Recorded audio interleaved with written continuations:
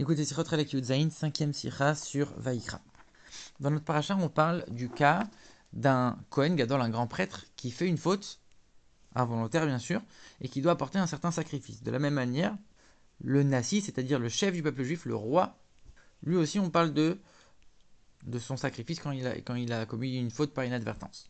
Et quand il s'agit du peuple ou du Kohen Gadol qui fait une faute par inadvertance, la Torah elle dit si jamais il fait une faute, et pour le Nassi, on dit pas si, on dit Asher.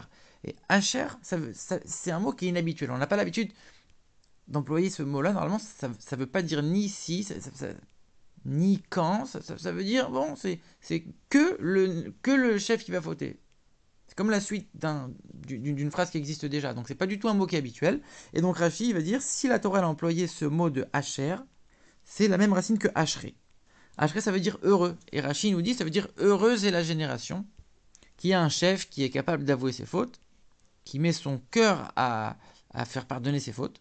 Si déjà les fautes involontaires, il a envie de les pardonner, alors les fautes volontaires, c'est évident. Et ça, c'est une explication des sages qu'on trouve dans la Gemara et dans les Midrashim. Mais Rashi, ici, il ne mentionne pas que ça vient de là-bas. C'est étrange, parce que normalement, Rashi mentionne toujours qu'il a pris cet enseignement des sages. Et puis quand on regarde les autres commentateurs qui expliquent le sens simple des versets, comme Rashi, eux, ils vont pas faire une explication aussi élaborée, ils vont juste dire, bon, ça veut dire c'est quand il a fauté, s'il a fauté, c'est un autre mot, ils expliquent le sens simple. Pourquoi Rashi ici, pour expliquer le sens simple du texte, il a besoin de nous amener cet enseignement des sages. Et maintenant, le rabbi il va poser plusieurs questions. Ici, on est en train de parler du Nassi lui-même, avec ses propres fautes. En quoi ça concerne la génération? Pourquoi on dit heureuse est la génération? Et en quoi ça nous aide pour comprendre notre sens simple ici? Et puis, quand on regarde finalement la source de cet enseignement, Rashi il a enlevé l'essentiel en fait. Les sages ils disent quoi? Si déjà le Nassi lui-même il n'a pas honte d'avouer ses fautes commises involontairement et il se les fait pardonner, alors c'est sûr que nous qui ne sommes pas des rois, on est juste des gens simples, c'est évident qu'on ne doit pas avoir honte et qu'on doit aussi aller faire pardonner ses fautes, même les fautes involontaires. Rashi, c'est pas ça qu'il dit ici. Il dit heureuse est la génération qui a un chef qui avoue ses fautes involontaires, parce que ça veut dire qu'à plus forte raison qu'il avouera ses fautes volontaires. Donc ici, Rashi, il a complètement changé l'enseignement, il est passé à côté de l'essentiel. Pourquoi? Et puis Rashi, il mentionne quelque chose qu'il n'y a pas dans l'enseignement des sages, il dit qui met son cœur à se faire pardonner. C'est une expression entière que Rashi rajoute. Pour quelle raison il ajoute ces mots-là? Puisque ce qui est intéressant, c'est que l'enseignement ici, il est sur l'expiation de la faute. Donc Rashi, le titre de son commentaire, il aurait dû porter sur la deuxième partie, sur l'expiation. Et ici, Rashi, le titre du commentaire, il est le Nassi qui va faire une faute. Point. C'est pas la faute qui nous intéresse ici, c'est l'expiation. Pourquoi Rashi se concentre sur la faute elle-même? Alors le rabbi donne l'explication suivante. La raison pour laquelle Rashi ne mentionne pas que c'est un enseignement des sages, c'est tout simplement parce que quand on regarde les commentaires de Rashi précédents, il est déjà dans un contexte où il mentionne des enseignements de la Gemara et des sages. Quand il parle de la faute par inadvertance du grand prêtre, du Kohen Gadol, il dit les filles Agada. Donc il mentionne déjà que l'ensemble de ces commentaires, si on peut dire, ici en vérité c'est basé sur les enseignements des sages. Donc Rachid n'a pas besoin. En plus, on a dit que ici le mot Hacher, il vient dénoter un peu comme si c'est la suite. Comme si ici le cas du Nassi, c'est la suite du cas du Kohen Gadol. Donc comme c'est la suite et qu'on est en train de mentionner de toute manière les enseignements des sages, Rachid n'a pas besoin de répéter encore une fois. Pas besoin de répéter sa source. Et puis pour le Kohen Gadol, on apprend un petit peu la même chose. On nous dit, de la même manière que lui, il n'a pas eu honte et il est venu se faire pardonner, nous aussi on doit prendre cet enseignement. Mais alors à ce moment-là, on a une question.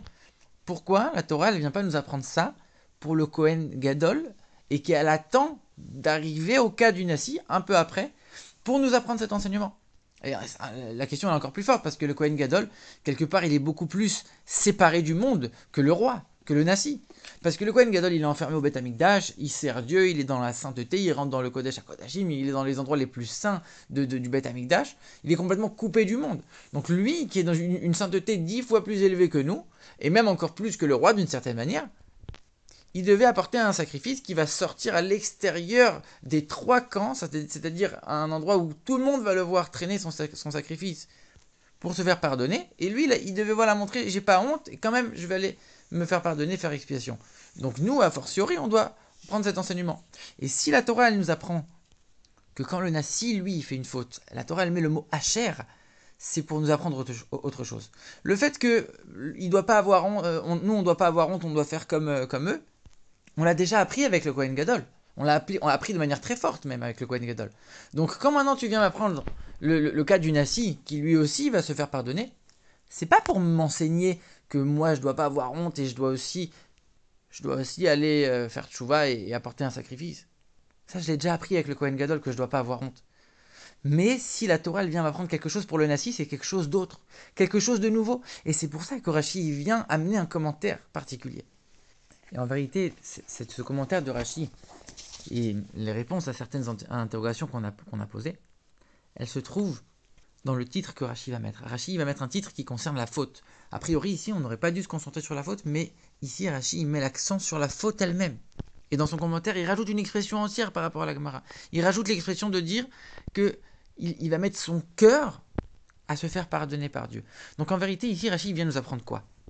L'essentiel ici, c'est pas le sacrifice en lui-même qui va pardonner la faute. Ici, c'est la faute elle-même. Je vais mettre mon cœur à regretter la faute elle-même. Je ne vais pas seulement aller apporter un sacrifice, ça c'est une évidence, c'est une action, c'est une action qui est froide et sèche. Moi, je te parle maintenant, je vais mettre l'accent sur le regret que tu vas avoir de la faute. Et on parle d'une faute involontaire en plus. Et pourquoi c'est justement ici qu'on l'apprend? On a dit que le mot Hacher, il vient montrer que c'est une suite avec ce qu'il y avait avant. Avant, on parle de la faute du Kohen Gadol, mais on parle aussi et surtout de la faute de l'ensemble du peuple. De quoi on parle? On parle que le Sanhédrin, il a commis une erreur. Il a demandé au peuple de faire de telle et telle manière alors que c'était interdit. Donc les gens, ils ont juste écouté le Sanhédrin, ils ont fait ce que la Torah demande. J'ai écouté ce que les sages ils m'ont demandé.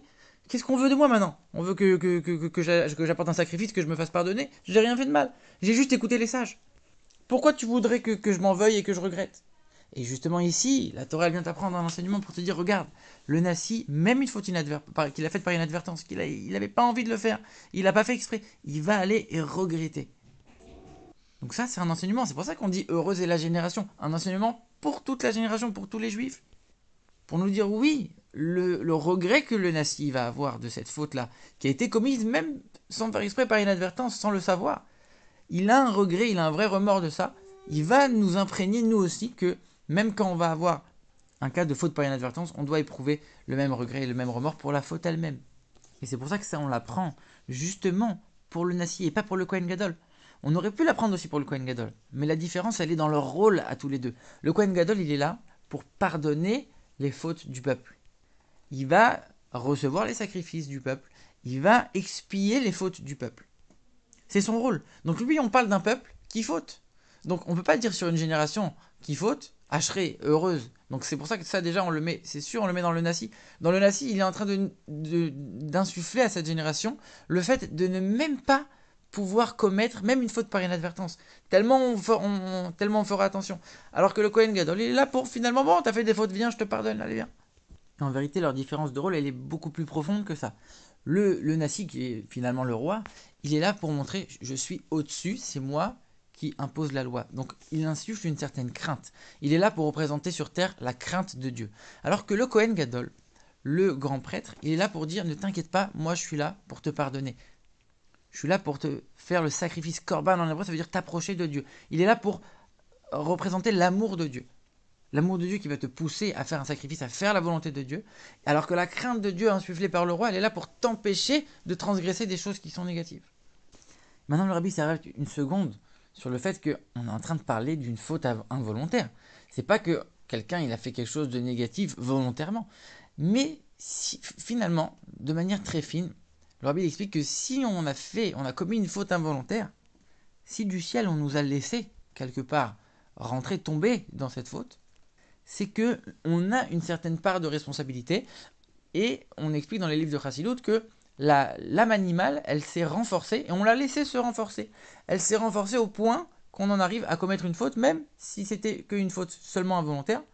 Mais on a une certaine part de responsabilité, un certain laisser-aller qui, de fil en aiguille, a entraîné cette faute-là. Alors le Kohen Gadol qui représente l'amour, quand on parle de l'amour de Dieu, on a toujours une existence. Nous, quand on aime, on se ressent. On a une existence qui reste propre, même si c'est un amour qui est très élevé. Alors que la crainte de Dieu, on s'annule complètement devant Dieu. On n'existe plus en tant que nous-mêmes. On est fusionné avec Dieu. Donc c'est pour ça que pour le Kohen Gadol, il y a possibilité de faute, c'est une génération qui fait des fautes. Pour le Nassi, pour le chef du peuple juif, il n'y a même pas cette possibilité puisque je suis complètement annulé et fusionné avec Dieu. Et le Rabbi termine avec l'enseignement pour nous, c'est que on a tous quelque part le roi, le Nassi, dans notre corps. C'est qui? C'est le cerveau, c'est la tête. Et elle doit dominer le cœur, elle doit dominer tous les membres. C'est le cerveau qui doit diriger le corps et savoir si je vais transgresser une faute ou non. Et le cerveau, il a la capacité de contrôler le cœur pour ne pas tomber dans cette faute-là. Et le fait que le cerveau, maintenant, quand il fait une faute, quand il s'est laissé aller et qu'on a fait une faute involontaire, il va réfléchir au fait que il a aussi sa part de responsabilité, comme on l'a dit. Il va réfléchir à ça et il va, comme on a dit, mettre son cœur, essayer de développer un certain regret pour la faute elle-même. Et par ça, il va complètement effacer tout l'esprit d'impureté qui l'a poussé à la faute. Que si déjà on voit que on met toute son attention à regretter les fautes involontaires, c'est sûr que les fautes volontaires, non seulement on les regrettera, mais on n'aura même plus à les regretter puisqu'on les commettra même plus. Et de fil en aiguille, grâce à ça, on arrivera à la génération du roi Mashiach.